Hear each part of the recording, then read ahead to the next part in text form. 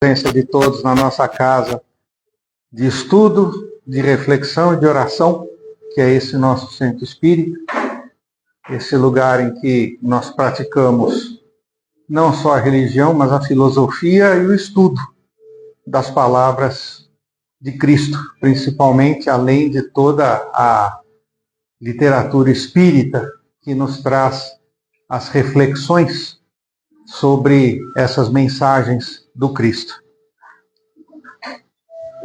Lembrando que tudo no mundo tem uma frequência, tudo no mundo vibra, tudo no mundo se sintoniza, desde o pequeno átomo até as grandes galáxias, tudo tem uma vibração. E todo mundo conhece mais ou menos como funciona um rádio, que tem frequências de vibração, onde você seleciona e você consegue achar uma estação de rádio onde tem uma transmissão. Eu quero convidar todo mundo agora a poder se concentrar e direcionar essa vibração em direção à rádio plano espiritual, plano superior. Vamos esvaziar nossa mente, nosso coração das questões do dia a dia e vamos dirigir o nosso pensamento para o alto, em busca da imagem do nosso mestre, nosso irmão Jesus, que sempre nos recebe de braços abertos e a quem mais uma vez agradecemos a oportunidade de estarmos reunidos no seu nome e por conta disso fazer com que ele esteja presente entre nós, como ele mesmo citou. E a ele pedimos mais uma vez a luz do entendimento, a luz da compreensão, para que nós possamos escutar, entender e refletir sobre as suas mensagens e poder sair daqui com alguma coisa que a gente possa levar para fora daqui do nosso centro espírita, para a nossa vida, e que a gente possa contribuir com as pessoas que estão conosco nessa trajetória de vida. Que assim seja. Hoje vamos falar, adivinha do quê? Parábola. Estou ficando pós-graduado nesse assunto. Tá? Essa é uma das últimas palavras que Cristo relatou, aí nesse caso em Mateus, e o nome dela pode ser Trabalhadores da Vinha, pode ser o bom dono da vinha, ou esse título aqui, que é o que está no Evangelho segundo o Espiritismo, que é Trabalhadores da Última Hora. Então, mais uma vez, vamos lembrar, parábola. Parábola é uma historinha que tem elementos da vida cotidiana e que vai ilustrar uma verdade, seja moral, seja espiritual. É assim que o Cristo encontrou a maneira de poder atingir e fazer com que essas pessoas que viviam há 2024 anos atrás, né, que eram pastores, pescadores, gente simples, que precisava receber de alguma maneira a informação que o Cristo queria dirigir. Então, com isso, ele usa esse modo de texto, né, essa escrita chamada parábola. Eu estou indo para o outro lado. Então, vamos lá. Tem que contextualizar um pouco para a gente entender a parábola. A parábola ela tem alguns elementos que a gente precisa entender primeiro.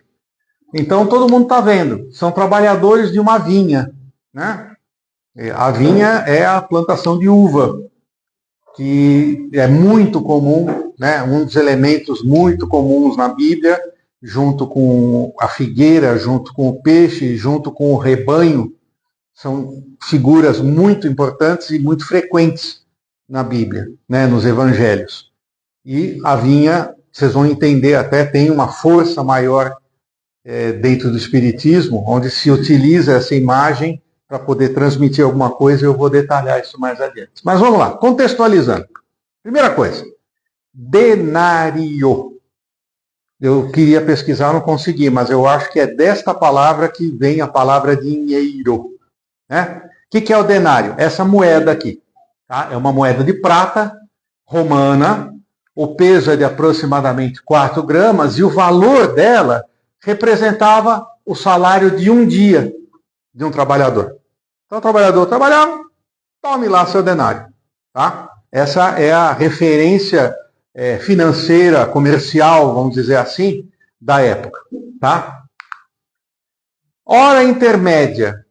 Antigamente as pessoas dividiam o dia, tá? A medida do dia, em 12 horas. Começando às 6 da manhã e terminando às 6 da noite. Tá? Que era o horário que o sol estava disponível para eles poderem trabalhar. O que são as horas intermédias? São horas em que, chamadas menores, tá?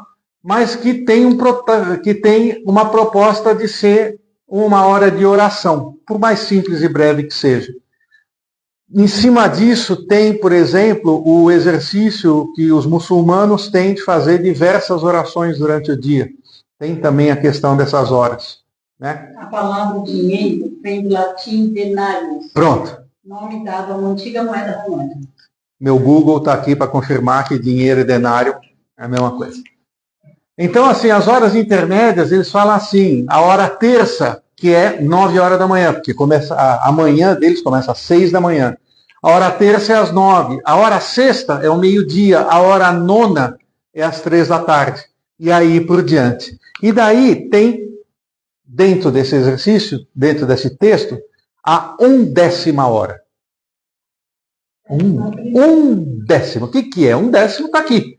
11º. Tá? Não é 11º, é 1/10. Tá? Vamos usar a palavra correta. Né? Então, eu fui, em vez de buscar no dicionário, eu peguei aqui um material de um professor de inglês, que ele cita, né? At the 11th hour. E ele cita que vem da Bíblia essa expressão. Isso é uma expressão que fala assim, no último momento, ou no último instante, antes de algo importante acontecer. Esse é o conceito de falar da 1/10 hora. É a última hora antes de alguma coisa.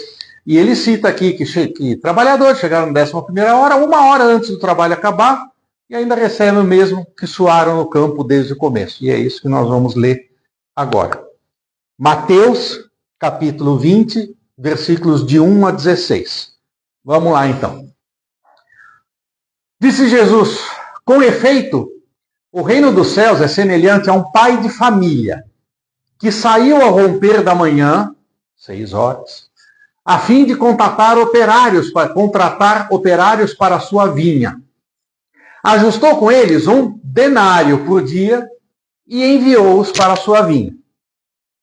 Cerca da 3ª hora, 9 horas da manhã, saiu ainda e viu alguns que estavam na praça sem fazer nada. Disse-lhes ele, ide também vós para a minha vinha e vos darei o justo salário. Eles foram. À 6ª hora, meio-dia, saiu de novo. E igualmente pela 9ª hora, 3 da tarde, fez o mesmo. Finalmente, pela 1/10 hora, encontrou ainda outros na praça e perguntou-lhes, por que estáis todo dia sem fazer nada? Eles responderam, é porque ninguém nos contratou. Disse-lhes ele, então, ide vós também para a minha vinha. Ao cair da tarde, o senhor da vinha, esse pai de família, disse ao seu feitor, chama os operários e paga-lhes, começando pelos últimos até os primeiros. Vieram aqueles da 1/10 hora e receberam cada qual 1 denário. Chegando por sua vez os primeiros, aqueles que chegaram logo de manhã, julgavam que haviam de receber mais, mas só receberam cada qual 1 denário. Ao receberem, murmuravam contra o pai de família, dizendo, os últimos só trabalharam 1 hora, e deste-lhes tanto como a nós, que suportamos o peso do dia e o calor. O senhor, porém, observou a um deles, meu amigo, não te faço injustiça. Não contrataste comigo 1 denário? Toma o que é teu e vai-te. Eu quero dar a esse último tanto quanto a ti. Ou não me é permitido fazer dos meus bens o que me apraz? Porventura vês com maus olhos que eu seja bom? Assim, pois, os últimos serão os primeiros, e os primeiros serão os últimos. E, em algumas traduções da Bíblia, ainda tem um complemento. Muitos serão chamados, mas pouco os escolhidos. Então, é um negócio assim, uma cena que Jesus descreve que a gente tem que pegar e separar e entender as peças para ver como é que esse quebra-cabeça funciona. Então vamos lá. Significado desses componentes da parábola. A vinha é o universo, é o mundo todo. Porque o pai de família que toma conta desta vinha é Deus. Quem que são os trabalhadores? Todos nós, a humanidade. E as horas, isso é interessante, tem a ver com o processo reencarnatório. Nós enxergamos as horas como podendo ser período dentro de uma mesma encarnação. Tá? Muita gente aqui nasceu espírita. Eu, por exemplo, nasci católico e eu vim me tornar espírita. Tá? Então, dentro desta encarnação que eu estou vivendo, teve aí uma alteração. Agora, nós podemos pensar que dentro dessa mensagem do Cristo, podemos tratar de toda a nossa evolução espiritual, as múltiplas encarnações que nós temos. E também podemos pensar, no processo evolutivo dos planetas. Porque o próprio planeta também evolui. Hoje nós estamos num planeta de provas e expiações que está a caminho de ser um planeta de regeneração. Tá? E para isso depende muito do trabalho de todos nós. Então as horas é um conceito que a gente tem que ter, não hora. Pensar dentro de um limite de um dia, o que é um espaço pequeno, o que é o primeiro, o que é o último, mas de uma maneira mais extensa. A vinha. Esse desenho aqui, ele está na introdução do Livro dos Espíritos. Essa introdução, inclusive, tem um nome muito bonito chamado Prolegômenos. Falei, um dia eu ainda vou ter um cachorro chamado de Prolegômenos. Prolegômenos, vem cá, Prolegômenos. É um nome muito estranho, mas existe, tá? Existe. Então, o Prolegômenos do Livro dos Espíritos, os espíritos passaram para Kardec, fez essa pictografia, ou seja, eles passaram a imagem para ele e colocaram, porás no cabeçalho do livro a cepa que te desenhamos, porque é o emblema do trabalho do Criador. Então a vinha, a uva, a cepa é um negócio muito forte, é uma mensagem muito forte que existe no cristianismo, não é só no espiritismo, em todo o cristianismo. Tá? E aí ele coloca que aqui estão reunidos os principais materiais que podem representar o corpo e o espírito. O corpo é a cepa, o espírito é o licor, a alma ou espírito ligado à matéria, perispírito, é o bago. Que o homem quintessencia o espírito pelo trabalho. E tu sabes que só mediante o trabalho do corpo o espírito adquire conhecimento. Quintessência, palavrinha difícil. O que é quintessência? Quintessência é isso aqui, é o grau mais elevado ou melhor de alguma coisa. Então, quando ele fala aqui, o homem, ele pega o seu espírito através do trabalho e ele eleva, ele torna esse espírito mais elevado ou melhor do que ele era. Tá? Então, isso aqui, estamos falando do Livro dos Espíritos. Essa é a vinha, é a imagem da vinha, o conceito da vinha. Agora vamos falar da parte mais complicada. Nós, os trabalhadores, a humanidade. Né? Se vocês forem ver, o negócio lá é meio complicado, porque o dono da vinha, ele não levou em consideração a quantidade do trabalho. Ele levou em consideração a qualidade do trabalho, e não o tempo que o trabalhador ficou investindo no trabalho para receber. Tá? Com isso, ele passa uma mensagem muito simples. Todos nós somos iguais perante Deus. Tá? Todo mundo vale um denário. O trabalho de todo mundo, pequeno ou grande, mas de boa qualidade, vale o seu denário. Então, a questão que a gente tem sempre que pensar é assim, como é que é essa questão do balanço da qualidade versus a quantidade? Como é que eu chego nesse ponto? Eu tenho uma dica. É uma dica. É o devotamento. Tá? Emmanuel, no livro Pensamento e Vida, ele fala que existem 3 tipos de trabalho. O trabalho obrigação, o trabalho ação e o trabalho... Falhou agora. Não? Ação e o de evolução. O de obrigação, o que é? Você ganhar dinheiro, você comer, você pagar as contas, né? Passa boleto embaixo da porta, você tem que pagar. Não adianta. Pagar água, pagar luz, internet, essas coisas. O trabalho ação é aquele que você faz para mover o seu meio ambiente. Tá? Para você mover. Isso que eu estou fazendo aqui é um trabalho ação. Tá? É para você mudar o meio ambiente que você está. E o trabalho espiritual, esse é o grande trabalho de qualidade. É aquele que faz você evoluir. É o tipo de trabalho que você executa para que você faça aquilo, a quintessenciação do seu espírito. Então, a gente tem que entender muito bem que tipo de devoção que a gente tem que ter nos trabalhos. A mensagem básica é a seguinte: vai ter que trabalhar até o fim da vida e nas próximas encarnações enquanto tiver. Sinto muito, tá? Todo mundo pensa assim, eu vou me aposentar, vou ficar... Não tem dessa não. Tá? Sinto muito falar isso, né? Papai Noel não existe, Coelhinho da Páscoa não existe, e vocês vão continuar a trabalhar até o fim do tempo. E nas próximas encarnações e aí por diante. O tipo de trabalho é que muda. Né? O Chico, o Emmanuel, através do Chico, no livro Refúgio, ele coloca essa questão. Ele fala que ninguém pergunta para o homem quantos dias desfrutou na Terra, mas sim o que fez das bênçãos das horas com que foi agraciado pela providência divina. Ou seja, o que você fez da vida? Ninguém é chamado a explicar quantos princípios teóricos abraçou em matéria de fé, que nem eu aqui que estou falando de todas as parábolas e tudo, mas ninguém vai perguntar isso. Vai ser assim, eu vou ser constrangido a esclarecer quanto bem realizou com a religião que lhe clareava o caminho. E por religião que clareava o caminho, a gente tem que entender que a melhor religião que existe no mundo é aquela que faz você ser um ser humano melhor. Nós temos a nossa visão espírita e nós temos que compreender que cada um tem uma visão espiritual e nós temos que respeitá-la e temos que compartilhar a nossa e temos que entender a deles. Desde que isso faça com que a pessoa seja uma pessoa melhor.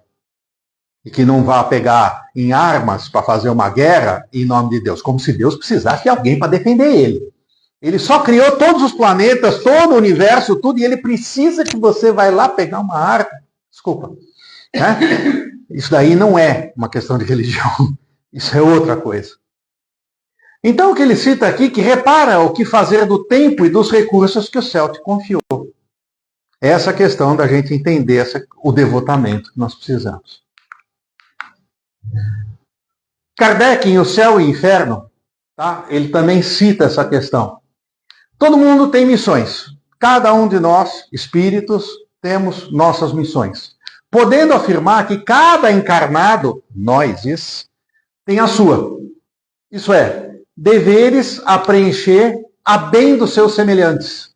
Desde o chefe de família, que incumbe o progresso dos filhos, até o homem de gênio, que lança às sociedades novos germes de progresso. Todas as inteligências concorrem, pois, para a obra geral, qualquer que seja o grau atingido, e cada um na medida das suas forças, seja no estado de encarnação ou no de espírito. Ou seja, mesmo na situação de espírito, no plano superior, vai continuar a trabalhar. Vai estar desenvolvendo algum trabalho. Comece lendo Nosso Lar, Os Mensageiros de Luz e aí por diante, que vocês vão ver a história que o André Luiz conta de como é feito, o quanto de trabalho existe no plano espiritual. Então, não adianta, vai continuar a trabalhar. Aí a gente fica se perguntando, tá bom, então eu tenho que buscar qualidade versus quantidade, eu preciso evoluir como espírito, né? Mas como é que funciona esse negócio no geral? Né? Alguma outra coisa incumbe os espíritos fazer que não seja se melhorar-se pessoalmente? Tem alguma outra coisa que eles fazem? Como eu já falei, a vida espírita é uma ocupação contínua. Só que não tem nada a ver com a penosidade que nós temos aqui na Terra.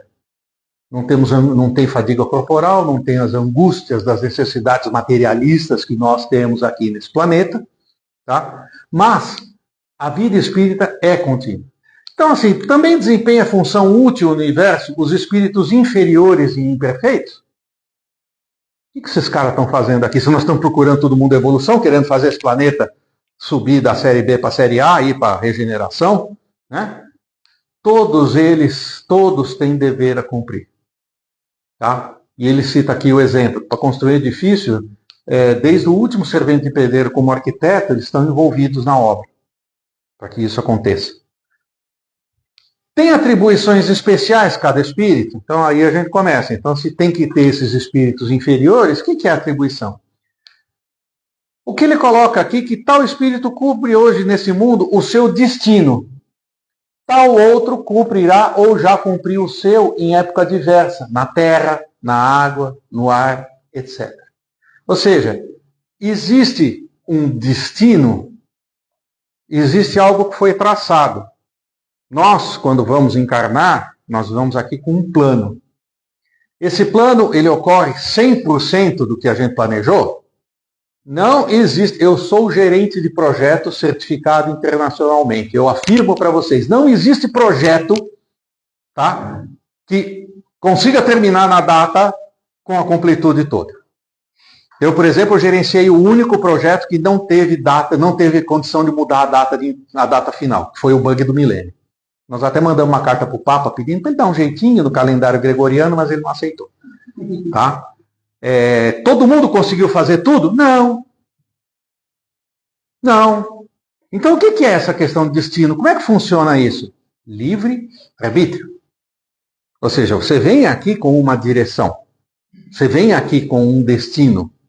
Tá? Só que você vai pegar as valetas e lombadas que o mundo traz, e isso vai fazer com que você mude a sua rota, ou compense a sua rota, ou faça ela virar alguma coisa diferente do que era. Então tem muita coisa da gente, nesse ponto de evolução espiritual, que faz a gente sair mais ou menos desse destino. Porque a palavra destino é um negócio que fala assim, não, eu nasci assim, eu vou ser assim sempre, tudo que vai acontecer comigo é assim. Não é verdade. O destino é algo que foi traçado lá atrás e que nós, cada um de nós, dentro da nossa evolução espiritual, temos condição de dirigir e seguir com ele adiante. Seguindo aqui no Livro dos Espíritos, os espíritos percebem sempre os desígnios que lhe compete executar? Claro que não. Não. Tá? Tem muitos que são instrumentos cegos, porém sabem muito bem com que fim atuam. Ou seja, a gente tem uma noção, mas é noção. Isso é uma coisa que vem do instinto, que o espírito traz para a gente através do instinto. Não é algo que a gente saiba efetivamente o que nós estamos fazendo. E em que consiste, então, essa missão dos espíritos encarnados? Em instruir os seres humanos, em lhes dar auxílio no progresso, em lhe melhorar as instituições por meios diretos e materiais. E aqui o fim que é muito importante, cada um tem nesse mundo a sua missão, porque todos podem ter alguma utilidade. Putz, o que eu vou fazer? O que eu tenho que fazer? Como é que eu atinjo essa qualidade? Como é que eu atinjo essa quantidade? Como é que eu faço isso? Tá?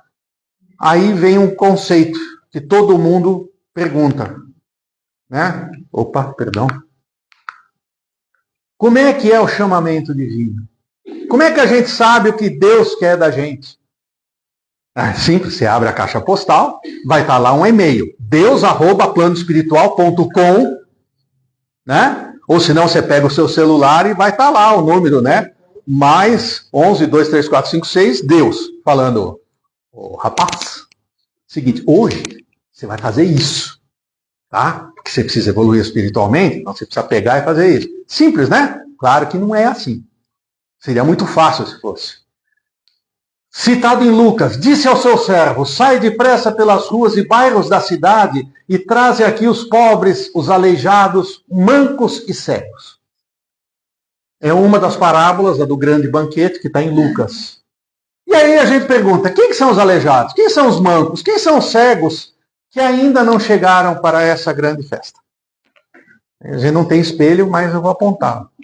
Olha quem são os mancos, né? A Soninha não conta, tá? Soninha, eu sei que você está com problema no pé. Ela tá manca mesmo, tá? Não é sacanagem. A coitadinha, ela tá danificada do pé, então ela tá manca, né? Mas ela não tá cega, ela não tá aleijada e tudo mais, né? Então nós, os religiosos teóricos, os espíritas teóricos, né? Que a gente tem toda a teoria da revelação de Moisés, a segunda de Jesus, e hoje a gente estuda muito a questão da terceira revelação que vem através do Espiritismo. Tá? Nós sabemos disso tudo, nós conhecemos a mensagem. E o que, que a gente faz com ela? A gente vem aqui fazer palestra. Né? A gente vem aqui distribuir teoria. E quando é que vem a prática? Quando que a gente pega e toma a decisão? Nós vamos esperar o e-mail deus@planoespiritual.com para poder fazer alguma coisa? Nós vamos estar esperando a quarta revelação, a quinta revelação, a sexta revelação. Quantas vezes Deus não passa na sua frente, todos os dias, mostrando o que você tem que fazer? Você vai aí ver uma guerra. Você tem que ter compaixão e você tem que pedir luz para esse pessoal. Você liga a TV e você descobre mais um golpe, ou aí alguém que foi corrupto dentro do governo. Você tem que ter compaixão. A oração de São Francisco deixa muito claro o que a gente tem que fazer. Onde houver ódio, que eu leve o amor. Onde houver ofensa, que eu leve o perdão. Onde houver discórdia, que eu leve a união. Onde houver dúvida, que eu leve a luz. Esse é o grande exercício que nós temos que fazer.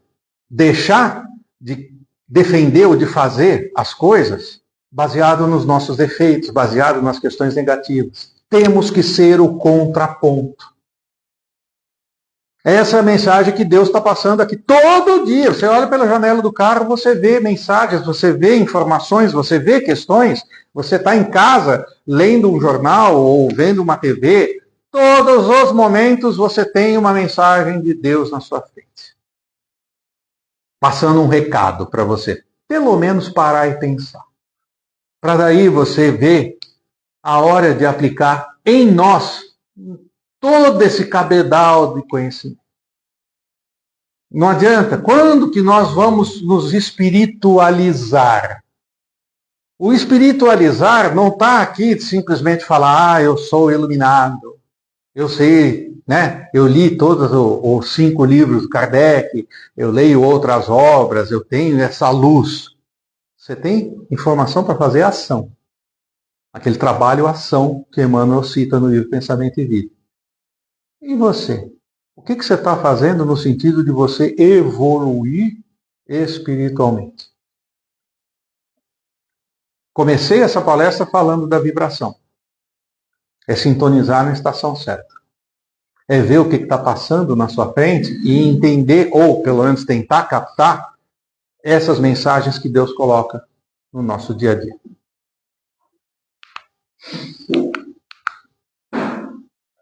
Fiz em meia hora, estou ficando bom nesse negócio. Vai ter que aprender com isso. Gente, mais uma vez, eu agradeço por essa oportunidade de poder compartilhar com vocês um pouco daquilo que eu estudei para poder entregar para vocês a minha visão. Óbvio que essa visão tem que ser depurada, vocês vão ter que trabalhar com essa visão, né? Mas eu agradeço esse investimento de tempo que vocês tiveram e eu espero que vocês possam sair daqui prontos para trabalhar nessa vinha do Senhor com um pouco mais de efetividade, olhando essas mensagens que Deus nos manda. Então, para a gente poder agradecer mais uma vez, eu convido todos a se concentrarem, para que a gente possa agradecer a Jesus e aos espíritos desta casa que acompanham o nosso trabalho. agradecendo não só a presença, mas a força e a iluminação. Agradecendo as mensagens que nós recebemos e de poder sair daqui decodificando essas mensagens, entendendo um pouco daquilo que Jesus pede que nós façamos. Que nós sejamos, sim, esse trabalhador da 1/10 hora, da última hora. Se nós formos considerar todas as reencarnações que nós tivemos, sim, nós somos trabalhadores da última hora.